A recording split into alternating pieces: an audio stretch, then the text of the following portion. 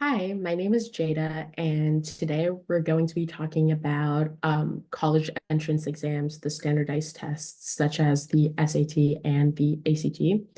I know that many schools during the post-pandemic era made their tests taking optional, so this video is mostly crafted for those who have decided they do want to take it and they do want to make it part of their application.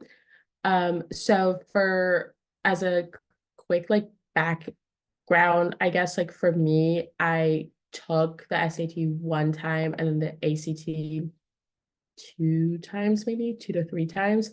And I think one thing that gave me a lot of peace of mind throughout the process was, oh, like I can take it as many times as possible and just submit my highest score. And a lot of schools, what they do is they even let you submit specific parts from different tests so you can get a super score from those. So there's a lot of options that can make you feel a little bit better about the process.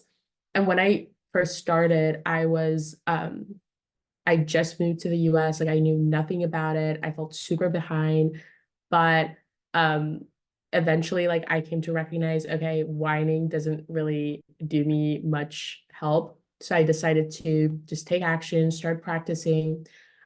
So some of the essential tips is one really good advice that I got when I was preparing for my own SATs and ACTs was essentially it's less about practicing the content, which is a big part of it, but it's more about practicing the test. So you have to familiarize yourself with like the structure of the text, with the structure of the test and the different sections of it, the format of it, the timing of it, because both exams do place a big focus on making sure you can get it done in time, especially ACT, from what I remember, is a little bit stricter on the time crunch that you have. So that's one really key advice that I would recommend when you're first starting practicing. I wouldn't start off by timing yourself. I would more try to understand the type of questions that they ask because those also show a pattern a lot of the times, which is why it's so important to just like gain a good understanding of those and see where you are in terms of just being able to navigate the content. And then once you feel a little bit better about the question patterns, how you're able to sort through the questions, you can start timing yourself and taking it to the next level. The next advice that I have is to utilize the official practice materials that are available to you, both College Board for the SAT and then ACT website as well. They have practice tests that are available every single year, and those will show the most similarities to the actual exam that you're going to take compared to any outside resource that you might practice with, which I'll also touch upon in a minute. But I do really think those are probably the most important resource that you can use because um, it's like a real exam. You get to genuinely see what it's going to look like, and you can identify your weaknesses and strengths um, through engaging with those, which is our next step, which brings us to our next step. Once you have an idea of your strengths and weaknesses, I would highly recommend focusing more on some of your weaknesses so that, I mean, focusing in terms of like appreciating your strengths and then making sure you can work on your weaknesses to improve yourself in those areas.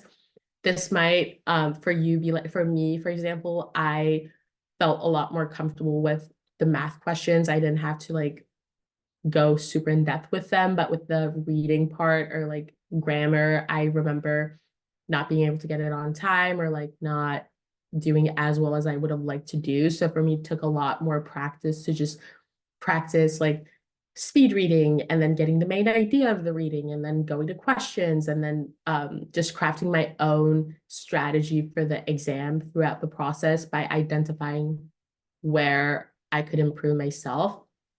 And then this sort of go all of the stuff that I just listed goes hand in hand with learning test taking strategies. This essentially connects back to the point of understanding how the test works. SAT or ACT, they definitely do not test your intelligence, or I don't even think they truly test your intellectual capacity or anything like that. It all comes down to knowing how to test take, understanding how the test works, and then just practicing consistently to make sure you can um, achieve as good of a score as you would like, or as you can get, or as you aim.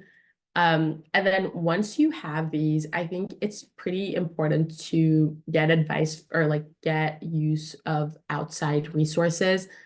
These may include some of the free courses that your high school might be offering for test taking. I know like mine did at a point, but I also know not all schools may have it. So in that case, I do recommend there's a lot of good resources on YouTube as to like, oh, you got a 25 on your ACT. How can you bump that up to a 30? Or, oh, like, how did I get a 34 on my ACT math section? So there's a lot of people, and of course, you should always get it with a grain of salt and just know what works for you and what doesn't work for you. But those resources can also be very helpful in terms of supporting your practice journey and just helping you develop new strategies through other people's intakes. And a lot of these people are also just like tutors or teachers that are just out there with their free resources to help you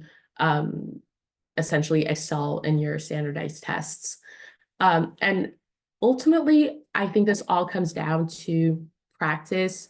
Don't be afraid to ask for help. This could be from your teachers, from your friends, from anyone that has done it before, been there before.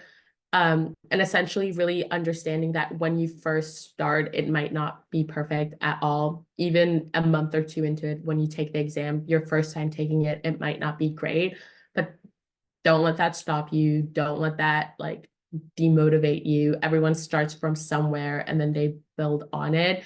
And those who essentially succeed are the ones that persist with it. So I highly do recommend just believing in yourself and putting in the effort and really making sure you have done all the practice tests, taking notes about where you stand with the practice tests, and just also tracking your how well you've done over time, like tracking your progress with the tests in order to improve your overall score.